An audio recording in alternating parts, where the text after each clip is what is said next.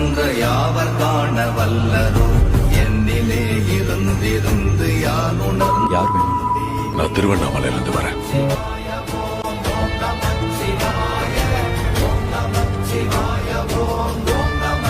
உள்ள வரலாமா?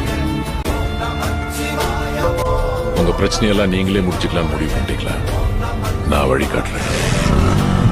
சார் இது டெட் எண்டு சார். நீயா ஏன் டெட்ன்னு சொல்ற?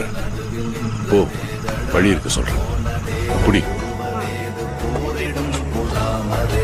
ஆனதேது அழிவதேது அப்புறத்தில் அப்புறம் ஈனதேது ராம ராம ராம வென்ற